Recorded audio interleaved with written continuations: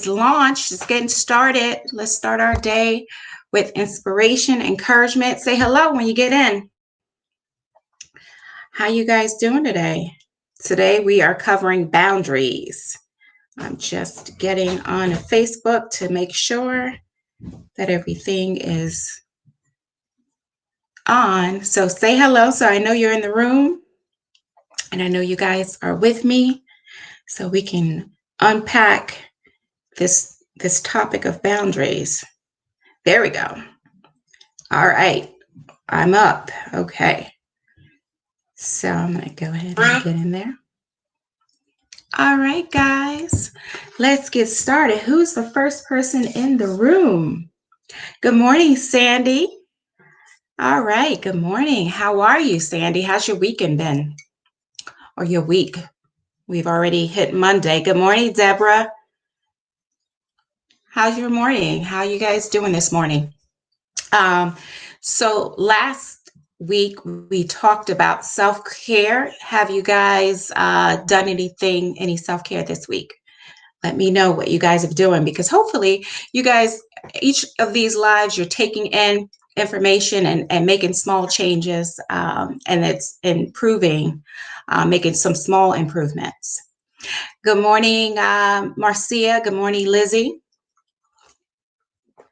Welcome. Come grab a seat. Get your favorite beverage. I got my coffee. Get your coffee, because we're going to be covering boundaries today. I'm so excited about boundaries because it's a nice follow-up to self-care. Is setting boundaries, because that could be a way that you really protect your self-care. So as you guys are coming into the room, say good morning.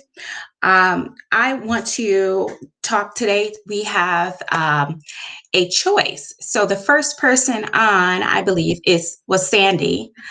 So Sandy, you get a reward for being the first person on the live today. You have a choice. You have a choice of a $10 CVS gift card.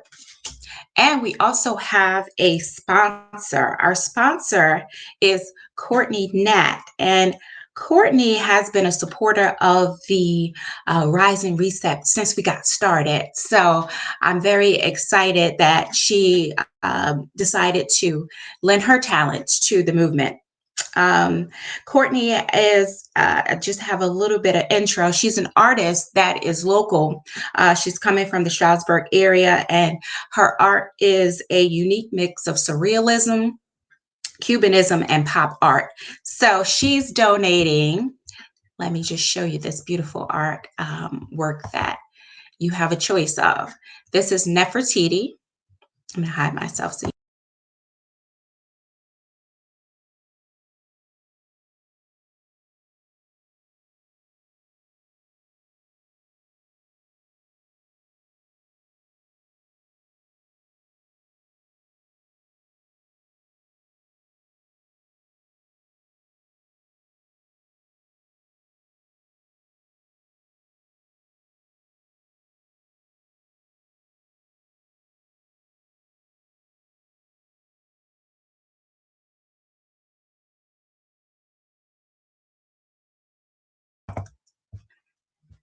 thank you so much, Courtney, for your sponsorship, and thanks for lending your talent and your art. All right. So good morning. Good morning, Candia. Just go back. Put yourself back on the video.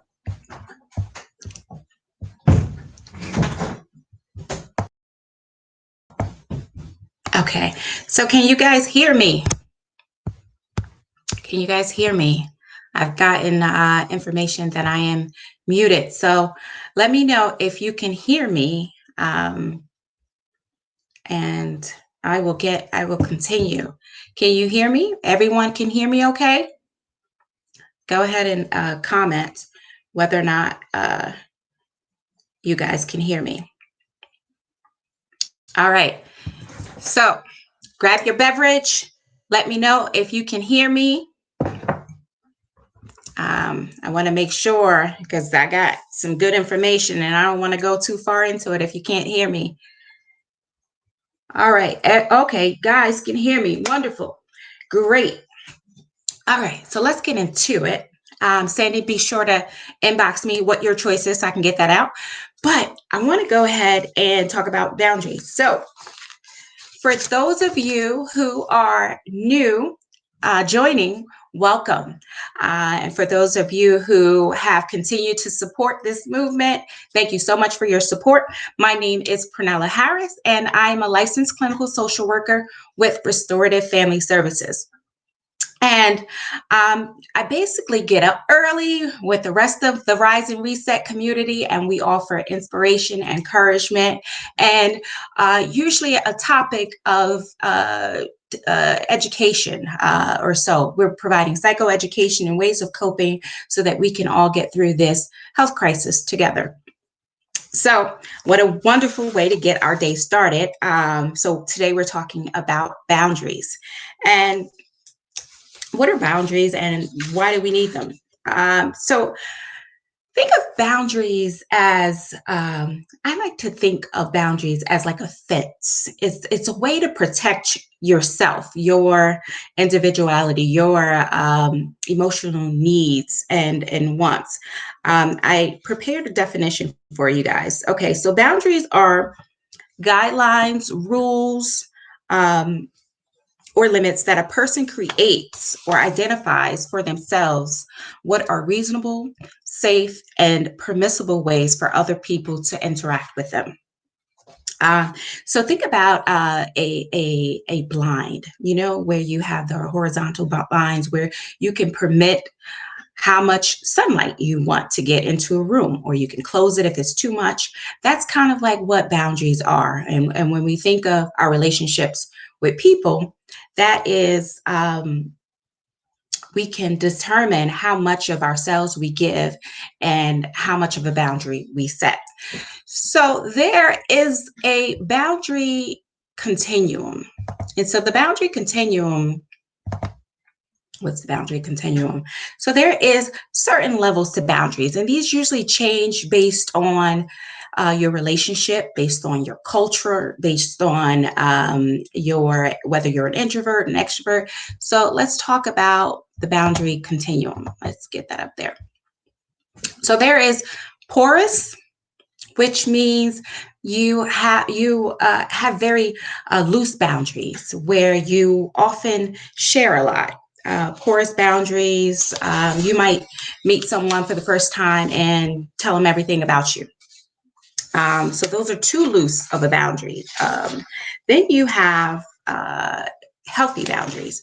Healthy boundaries are um, you build how much you share over time. So you're not sharing everything all at once, but you allow time in the relationship. So you are able to set that uh, radial button where it needs to be in appropriate ways. Then you have rigid boundaries. So people with rigid boundaries usually have their walls up and they don't share much of themselves with you, and they don't want to know or ask or care to uh, have you share too much with them. So these people are unlikely to ask for help. These people are very protective of their personal information, and they may seem detached if you're in a romantic relationship. So let me check in with you guys. Have you ever experienced any one of these in your relationships?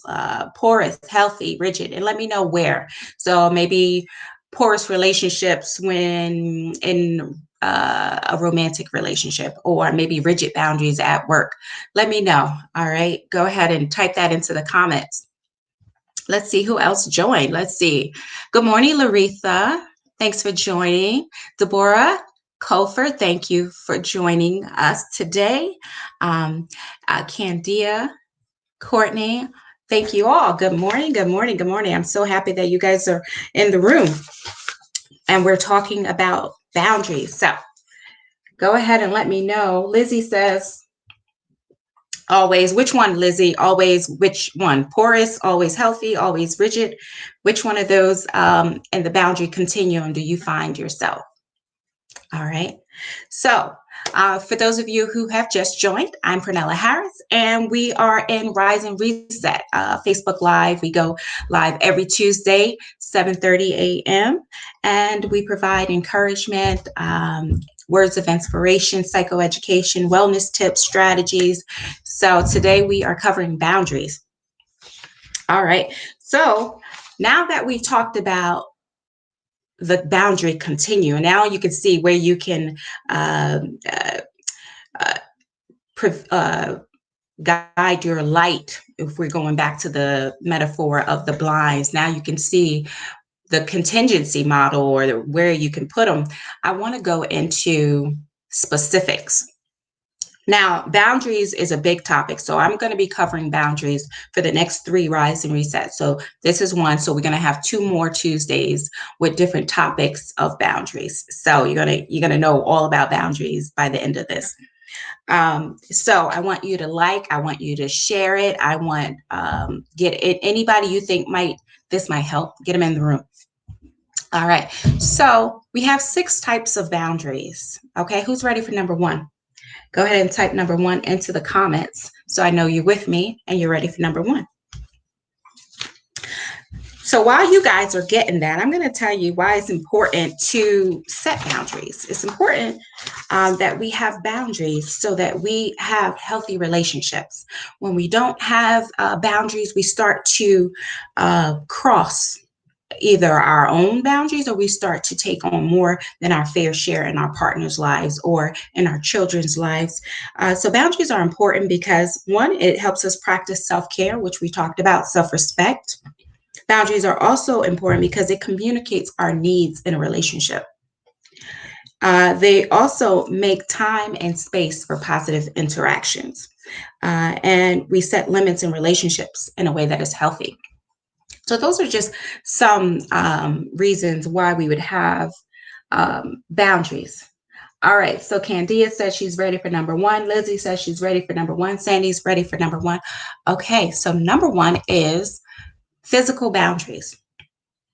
Now, this is the one we think about. It's like our personal space. This is the boundary where if someone stands too close to us at the ATM machine, we start to feel a little anxious and a little annoyed. So that's your physical boundary at play. That is understanding where you start and stop and where the other person starts and stop and how much closeness you allow other people. And that changes with relationships. So you allow your partner to be a little closer, but someone strange, you really don't want someone you don't know in your personal bubble. So physical boundaries refer to personal space and physical touch. Healthy physical boundaries includes an awareness of what's appropriate and what's not in various settings and types of relationships. So hugs, handshakes, kiss. Physical boundaries may be physical boundaries may be violated if someone touches you when you don't want them to. So those are physical boundaries. Good morning, Nicola. Thanks for joining. Who's ready for number 2? Nicola, we're covering boundaries today. So we just went over first boundary, a physical boundary, and now we are about to introduce number 2. Who's ready for number 2? Type number 2 if you're ready for number 2. So physical boundaries and personal space can also mean your personal belongings as well, or having someone come into your room without knocking or go through your bag without asking. So those are all examples of physical boundaries. All right, I see Laretha, Nicola, and Lizzie are ready for number 2. So let's talk about number 2. Number 2 is intellectual boundaries. Intellectual boundaries refer to our thoughts, our ideas. Now, healthy intellectual boundaries include a respect of others' ideas, an awareness of appropriate discussion. Should we discuss the weather or politics? Intellectual boundaries are violated when someone dismisses or belittles another person's thoughts or ideas. And so you see this a lot at holiday dinners with family. You know, they start talking about those hot topic discussions like politics. You know, usually they're maybe on different sides, and you know, you just say, "No, that's stupid because you think that," or um, why would, or ridiculing you or belittling for having an opinion. You see this also creep up in parent-child relationships where the parents really will belittle a child's thoughts or opinions. Why would you think that? Why would you ask that? What's wrong with you? And romantic relationships. So those are all boundary violations, intellectual boundary violations, because it does not respect the individuality of the person in front of you. um, and maybe that's happening to you. Maybe it's the other way around. Maybe the other person is not respecting your um, intellectual boundaries, or uh, need to have your thoughts heard. So give me a thumbs up if you're with me. All right, so let's see. Sandy, thank you so much, Sandy, for sharing. And thanks for the support. Courtney says 100. Okay, Courtney agrees. um, Deborah Cofer, yeah, politics and religion, those are hot topics, and finances too. There's some topics I just will not discuss. Um, Good morning, Thatch. All right, so we got number one, number two down. We got a ways to get to our six. Who's ready for number three? Type in number three if you're ready. Get your breath. If you don't have a beverage, get one, because we're sipping coffee and we're talking. Talk time. Good morning. Good morning. Come on in. For those of you who just joined, I'm Pernella Harris, and we're in Rise and Reset. We're covering boundaries today. So before you get through, we're doing it over 3 series. So this is part 1 of 3 sessions. The following 2 Tuesdays, we will be covering a different topic on boundaries, but it is definitely needed, because boundaries are needed for healthy relationships. And it just doesn't mean romantic relationships. It's relationships with our children. It's relationships with our friends, our family, co-workers. So understanding boundaries will increase your social intelligence. So, all right. Sandy's ready. Lizzie's ready. Deborah's ready.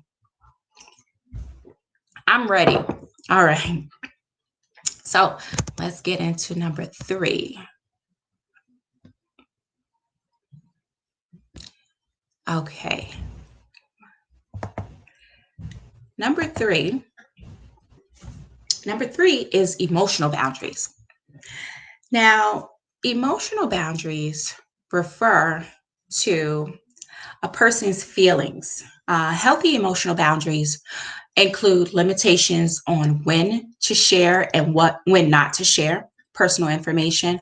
For example, gradually sharing personal information during the development of a relationship, as opposed to revealing everything all at once. Another example of emotional boundaries is understanding that someone else's boundaries doesn't someone else's emotions does not have to become your own. So you can be very joyful, you can be positive, and you walk into a room with someone who is not having a bad day. So when you violate emotional boundaries, you take on that negative energy. Okay, they're having a bad day, so I have to be miserable and sad too. Or you get upset and angry because, they're upset and angry. So it's really understanding where you start and stop, and where the other person start and stop. So being able to maintain your peace, and not saying, oh, I'm happy and you're not, but being able to use that peace to create, be empathetic, to really connect on a different level, um, rather than consuming that negative energy. So let me know if you got that. Let me see. I got it in the comment section. Good morning, Michael. Michael Albert is watching. Thanks for joining us. Today, Michael, we are covering boundaries. So I'm going to recap. For those of you who just joined, I'm Pernella Harris, licensed clinical social worker. You're in Rise and Reset. And we're covering boundaries today and what appropriate boundaries are. Number one, Number one was physical boundaries. Number two, intellectual boundaries. Number three, emotional boundaries. All right, who's ready for number four? Type number four in the comment section for me. Um, I'm going to continue to explain so I can see your comments. I want to make sure you guys are with me. So as far as emotional boundaries, sometimes we get caught up when we have children and we just want to fix everything. We don't want our children to go through any negative experience, which is a mistake on our part, because if they don't go through any negative experience, they can't build coping muscles. And if they don't have coping muscles, when they get out into the world, they are going to be overly reactive. So we need to be able to manage those emotional boundaries. We need, as parents, our job is to really prepare our children for the real world. So we want to be there to help them pick up the pieces, but not prevent them from experiencing any negative emotions. Some parents might change the environment or just do whatever. Okay, I want you happy all the time. I'm going to make your brother play with you. I'm going to, tell your friends not to be mean to you. But we can't do that. We have to help them resolve those issues, help them problem solve those ways out of those conflicted emotions. So we want to be there as a support so that they can build those muscles. Okay, so who is ready for number four? Sandy's ready. Debbie's ready. Candy is ready. Lizzie's ready. Okay. All right, let's go. Michael has a comment. Oh man, we see these children in the workplace as adults. Yeah, they grow up when they don't have any coping strategies, or when they feel entitled that the world is just gonna meet all their needs.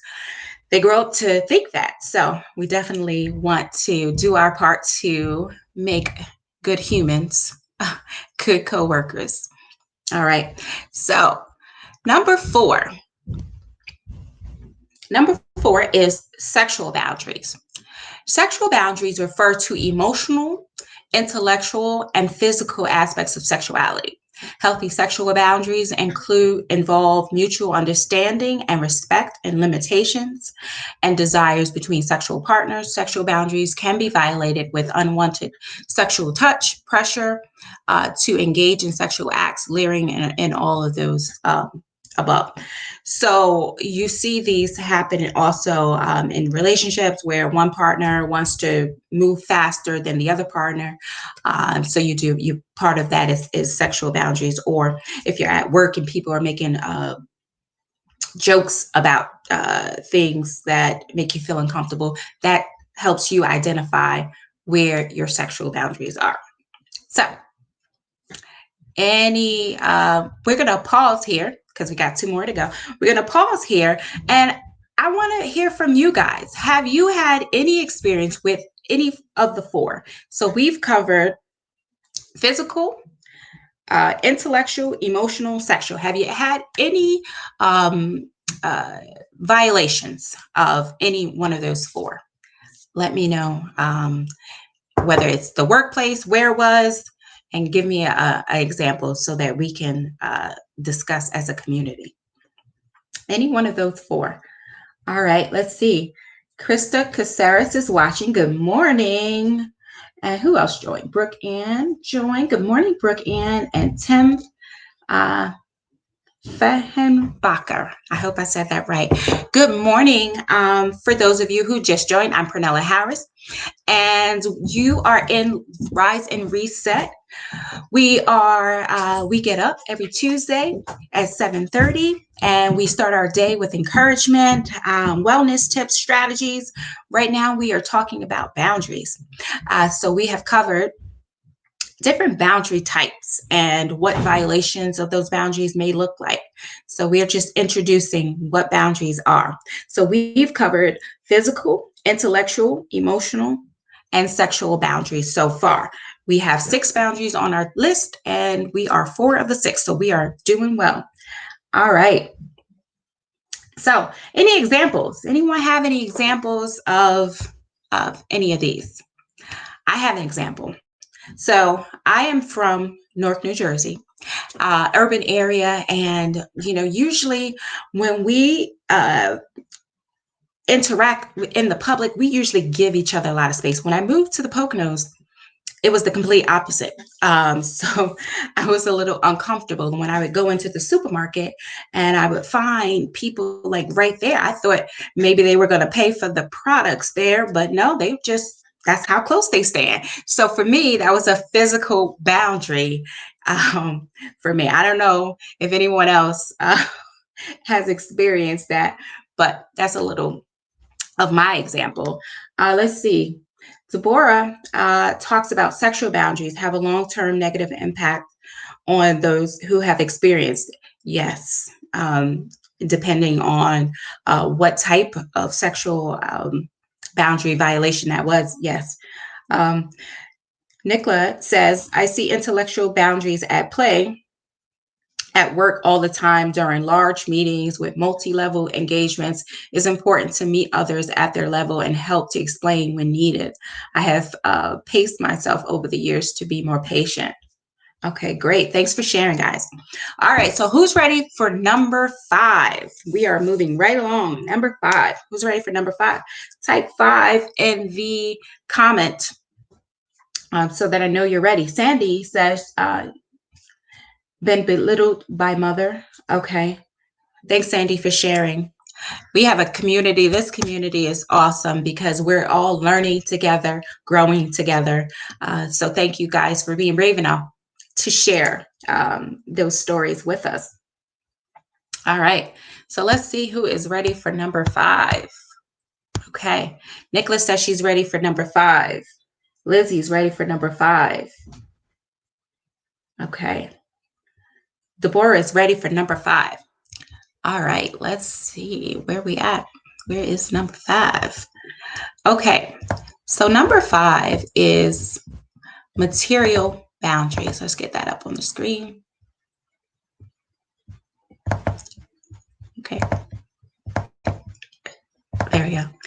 All right, so this refers to material boundaries refer to money, possessions, and healthy material boundaries involve setting limits on what you will share and with whom. For example, it may be appropriate to lend your car to a family member, but maybe not a stranger that you don't know. So material boundaries are violated when someone steals from you or takes your material possessions without asking. So this may be different shades of this to really break this down. Could be someone wearing your items without asking, or someone going on your. My mother used to hate this, where a family member would go in and spray up their expensive perfume without asking for it. So, or wearing a piece of clothing, or taking things without asking, just feeling entitled to your items. All right, so I'm gonna speed this along. I'm gonna give you number 6 because I know we're running a little behind. So number 6 is time boundaries. And this is a good one because this refers to how a person uses their time.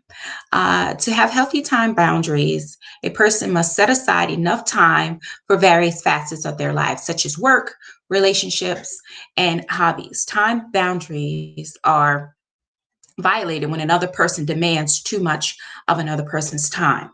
So if you think back to last Tuesday, we talked about self-care. Time boundaries it butts right up against this because we have to carve out that time and we have to protect that time. And when we don't get that self-care time, we start to feel people are misusing our time, or they're feeling entitled to more time and we don't have enough time for ourselves. So really kind of leaning into that emotions and understanding, what is that because I carved out this time and this person is now needing to talk, or they need to talk during my self-care time, or they want me to empathize, they want me to give more of myself when I am This is my time. This is my me time. So, understanding that if you feel that that could be a boundary violation. And when you come up against boundary violation, the way to handle these boundary violations is to, and I'm going to into this in the next couple of weeks, but I'm going to just give you a little nugget. The way to handle that is to use I statements. What is it that you need? So I feel like I don't have a lot of time for myself. So I'm going to take about 5 minutes, and then whatever you need, I'm going to get back to you on that. So just trying to help them understand and set that boundary, and being consistent with your own boundaries will help teach people how to treat you, so to speak. And we're going to get into how to teach people how to treat you. We're going to get into all of that in the coming weeks. All right. So that is what I have for you today. But before I let you go, because we're a little over, I see some comments coming in. Denise says, I have 2 daughters, material boundary issues being worked on in general, because there are things I like of theirs and borrow. That's a good take on it. Yeah. There are a lot. Deborah says there are a lot of people who are needy and greedy when it comes to hogging other people's times. Yes. And what about individuals who just don't respect your time? Like, you set up an appointment and they're like 15 minutes late. There's no apology. There's no call to say, hey, I'm running late. They just expect you to wait. So that's another boundary violation. Time boundary. Denise says time boundaries. Looking forward to it. Yes. Okay. All right. So riddle time. This is the part of Rise and Reset where we give away our last giveaway. So we do have a riddle. But before I get into that riddle, I want to just there are some new people that just joined. I see there. I just want to introduce. My name is Pernella Harris. I am a licensed clinical social worker with Restorative Family Services. Now, Restorative Family Services is a mental health practice located in East Stroudsburg, PA. We provide individual, group, family therapy across the lifespan. We treat a number of issues from anxiety, depression, social skills, you name it. We're a generalist practice, and we treat every condition there is. So if you know someone who needs our service, please visit our website at www.restorativefamilyservices.com. Please continue to join us in Rise and Reset, because we go over wellness tips and strategies. All right, so who's ready for the riddle? Say I'm ready in the comments. Are you guys ready for the riddle? All right. I see you guys ready for the riddle. All right, here we go. Get your fingers typing, because the first person to answer this riddle correct gets their choice. Now, let me go over the choices. Now, the choice is the $10 CVS gift card. We also have a sponsor for this session, Courtney Nat, who owns a art gallery and local art gallery. This is, let me just hide.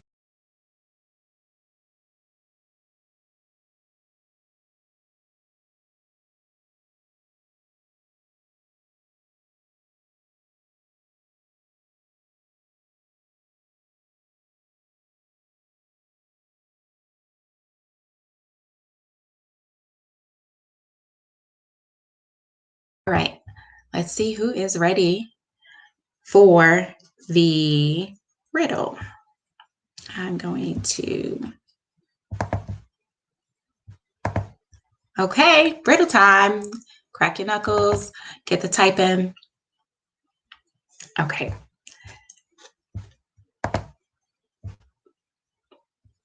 All right. When things go wrong, what can you always count on? It's up there. So first person to get this riddle right wins a choice, and you can inbox me what your choice is, because I will be contacting you for shipping information. So when things go wrong, what can you always count on? Let's see. Let me see your answers. What can you always count on when things go wrong? Don't be afraid. Don't be afraid. There is nothing wrong with shooting, just throwing things out there so we can kind of get the answer to the riddle. So what can you, yes, Sandy and Deborah says God, but that is not the answer to the riddle, but that is the practical answer. Yes, Laretha says as well. Denise got it right. It is, Denise, you have to give me your choice. Denise got it right with your fingers. Can you count on? You count on your fingers. All right, guys, this has been fun. I will see you next week, part 2 of boundaries. I hope you got something, and I can't wait to hear how you guys have been setting boundaries and being more mindful of your boundaries next week. All right, till next time, see you soon. Goodbye.